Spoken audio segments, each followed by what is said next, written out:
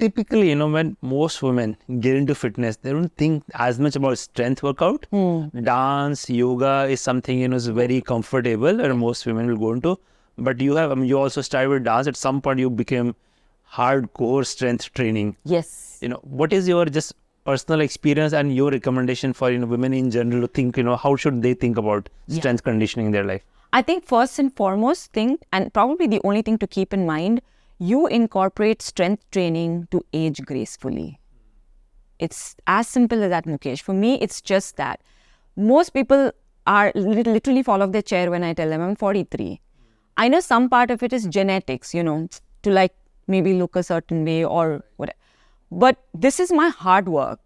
I wake up every day at 5 a.m. and I show up because I want to look a certain way, and more than look, I want to feel a certain way. When my daughter turns 20, I'll be 60. And if I don't have the same energy that I have today, I'll feel miserable about it. I want to feel, have the same energy to go wherever she wants to go. And I generally want to age gracefully. So I feel like looking at my mother and a lot of my aunts back home, they've been so active, doing all the household chores, etc., etc. But now they don't have the strength to walk properly. So I think those years were different. Everyone would say after 60, old age sets in, so you're going to have aches and pains. But I think it's very different.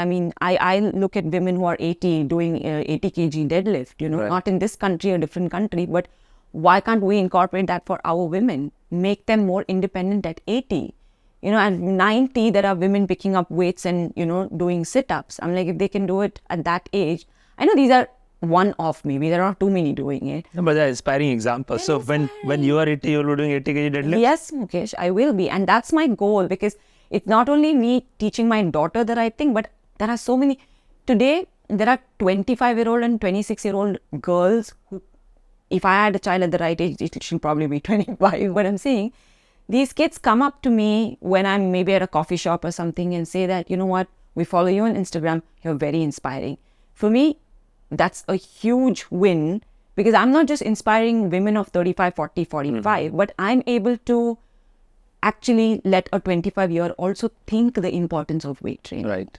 And that's my core goal. No, I'm glad you're talking about it. I think, while in this podcast, core focus on impact, but one of the things, themes I will keep repeatedly talking about the role of fitness. Yeah. Because fitness does so many good things in your life, and that creates a platform for you to be able to inspire for bigger things, have that confidence, have that mental peace, have that stamina and longevity, right?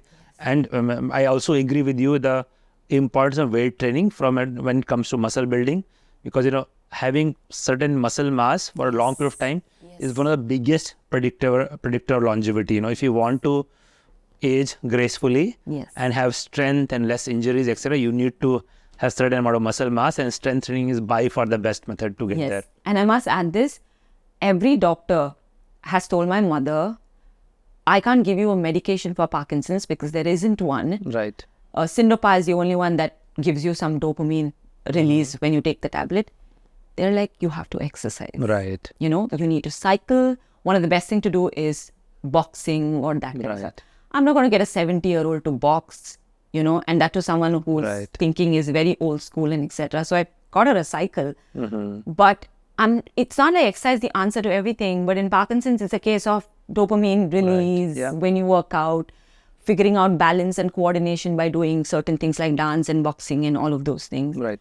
So again, coming back to just last bit is like, that's what, Mukesh, it's about. For me today, it's about managing your hormone health. Right. Women, that's what you need to worry about.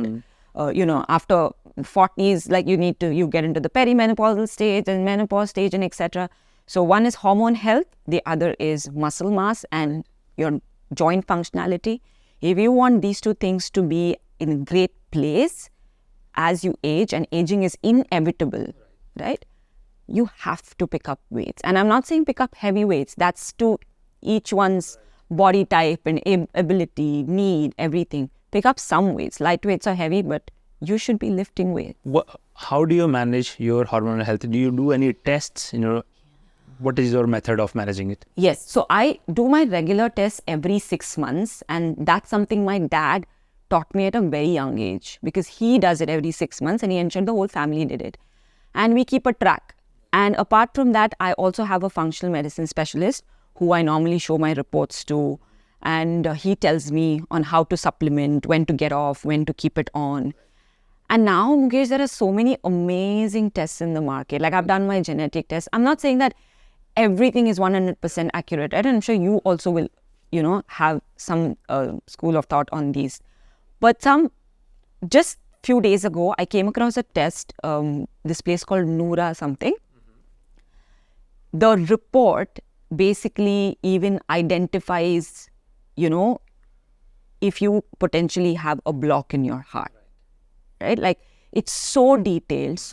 And then based on that report, you can then go and, get an angiogram done if you need, or do more detailed tests, especially in times where very young ones are dying out of heart attack and all of that. I don't know, maybe this kind of data is just... So data is available. I do a lot of tests myself, but getting it read by the right person is important. I do my body composition analysis to check that my fat percentage is within a certain range. Women should not be bringing it too low unless you're an athlete of some sort and you're doing it supervised. So I don't want to bring it too low where my hormones mess up and all of that. So I maintain it at a certain point, looking a certain way, maintain muscle mass.